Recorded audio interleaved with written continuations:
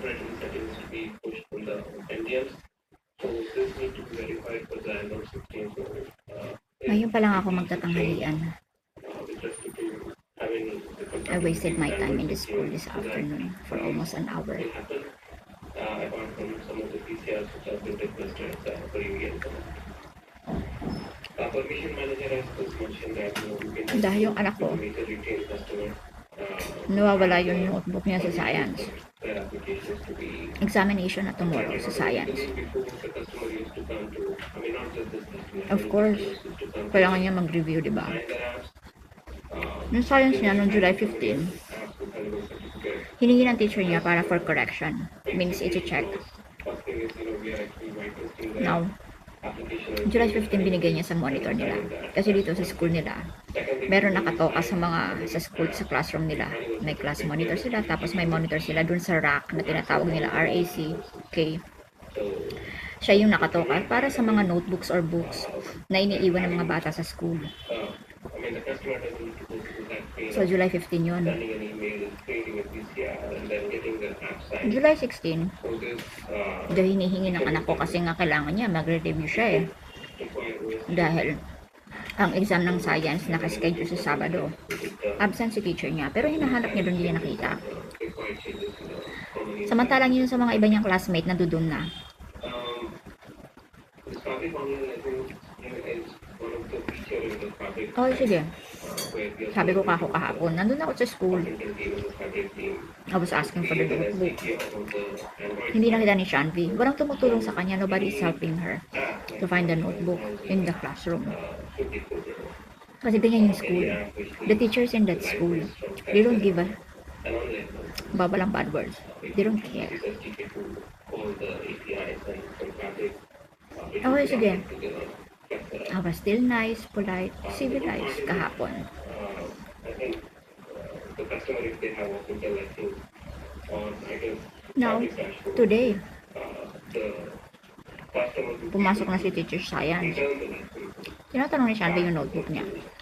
and that was a major drawback that E di hinanap ni Shanvi sa school. Sa classroom nila, of course. coming up, the license can be returned and deleted. Hanggang sa umabot na siya yata sa classroom ng So yeah, science teacher niya. there might be multiple like a dual license which can be checked in. So the device, if it is not connected to internet for some time to validate the license check, Kakahanap niya sa notebook niya sa science. the license Ang nakita niya yung textbook. the license check on Nung grade 4 pa siya. Science. So similarly, Accidentally nakita niya. Samantalang last year, applications which are cross-platform like Maui, for 2 terms, on the iOS side, ang anak ko walang note, walang book. Hindi siya binigyan ng replacement. Although kahit paulit-ulit na ako nag-request, to the point na I had to fight sa room sa school. Kasi nga maraming nawawala sa mga notebook ng anak ko. Kasi dito sa school nila, pinaiiwan nila yung mga notebooks. So kung may homework, kumbaga sa ibang schools na may locker sila, yung mga ganon. So ganon ang ginagawa nila dito. I already requested na I don't want that system. I want the books and notebooks come home right after school. Nothing should be left sa school. Hindi ko mapayag yung mga yung director, even the teacher. Sabi ko, okay, fine. I'll give them a chance. So every time na nawawala, sinasabi nila, nasa bahay mo, hanapin mo doon. You know, since last year, I always keep a record of their things, notebooks and books. What comes home, what comes not. So, ayun. So, today, walang classwork, notebook ang anak ko para mag-review. So, she has to review the entire 2 chapters ng science for the preparation ng examination tomorrow.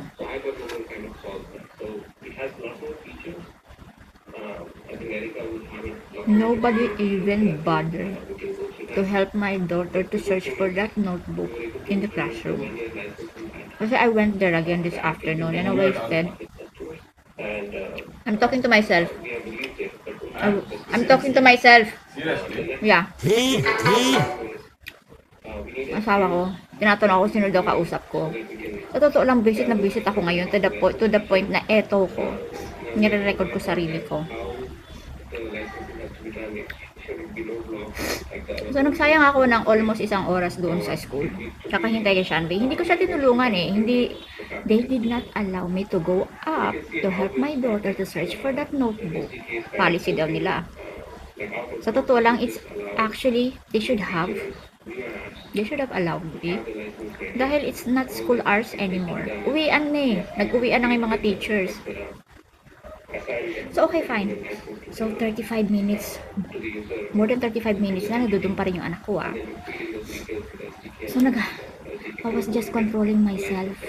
You know, not to fight, not to create a scene, to still be civilized and polite.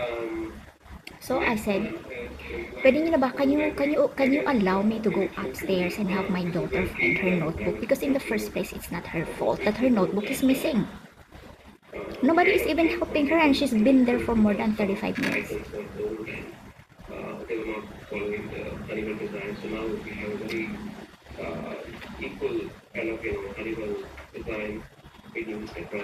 Yung mga teachers ang tinginan sa akin. So, inutusan nila yung isang lalaki doon. Tinatawag nila siyang sir. I don't know if he's I think he's not a teaching staff. I don't know. So, he helped. Hindi pa rin nakita yung notebook na science. Pawis na pawis ang anak kong bumaba.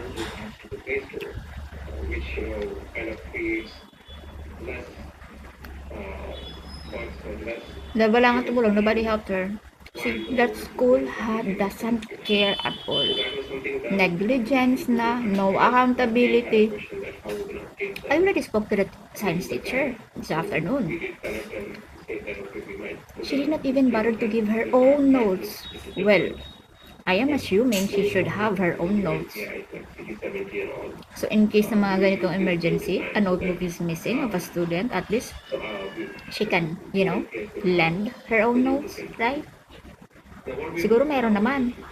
Or baka talagang wala. Maybe they don't have. She don't have.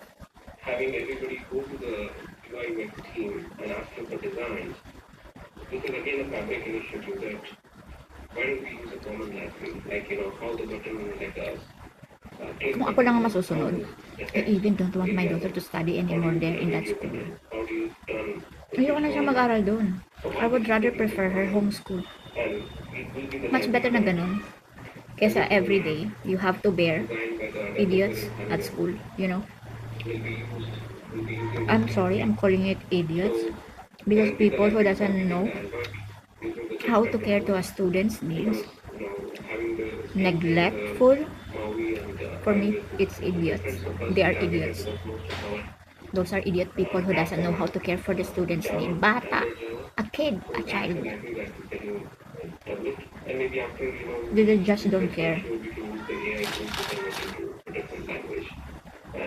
And until now, nagigigil ako. Kinokontrol ko lang yung galit ko kasi ayoko na namang mga away ako. Kasi last year, lagi akong napapaaway sa school niya. Yung mga teachers kasi ngayon, hindi ko naman sila masyadong maano. Dahil this year, this time of year, almost newly hired ang mga teachers. Those old teachers na halos na away ko na, I think some of them left already or maybe they were transferred in the different branches of this school. So yun. Ito lang naman kasi asawa ko. Gusto niyang mag-aral ang mga anak niya sa school. Matagal ko nang sinasuggest na mag-homeschool na lang.